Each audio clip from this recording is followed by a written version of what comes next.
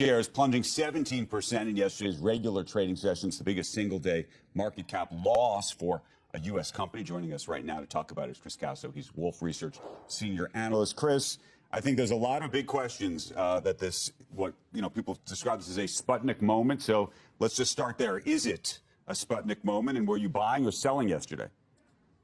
Well, whether it's a Sputnik moment or not depends on, how the accuracy of the claims. And, I know you discussed that on the program, and I think that's the first place to start.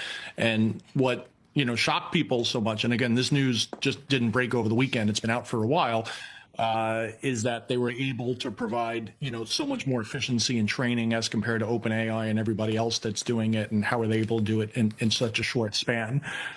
Again, DeepSeek couldn't have access to large clusters of Nvidia's most advanced chips. So necessity is the mother of invention. But the question is, is everything in the white paper, 100% accurate? And, given the magnitude of the moves yesterday, that's a really important place to start. Well, but Chris, let's go there, because I'll give you my perspective.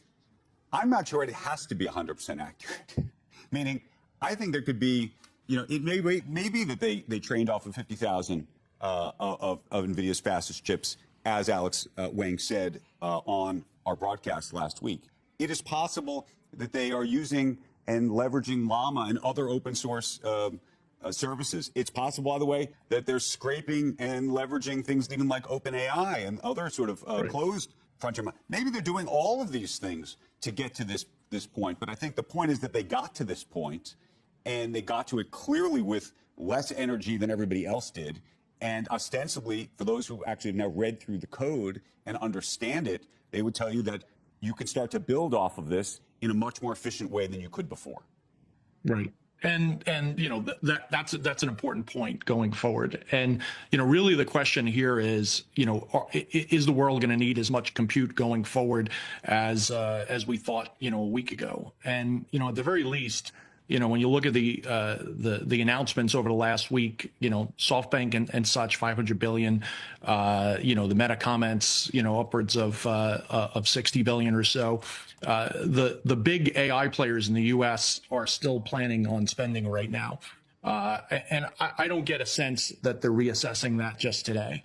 But that's the question going forward. So you think that's interesting. So you think if there was a meeting yesterday inside of Microsoft, inside of a Google, inside you name the company, and they said our spending plans, again, what is that conversation? Is that conversation not that they're? And by the way, it's not clear to me that they have to basically say we're not spending $80 billion tomorrow, right? That we've already signed that. I think the question is more in their planning meeting in 2026 and 27. Are they planning to spend another $80 billion in 29 and 30 and 31 the same way, right? That becomes the fundamental question. Right. And at least what you could say thus far, and I wasn't party to any of those meetings they had, if they had meetings yesterday, it's a bit of a space race, right? So, what one of the things NVIDIA said for a while is that, nobody wants to be, the second model that comes out.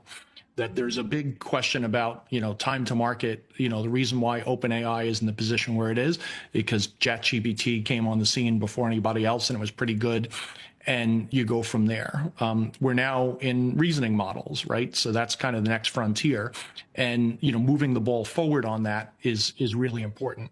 I still get the sense, and I think this probably over the next 1 or 2 years, that each one of these large companies is still going to want to be on the forefront.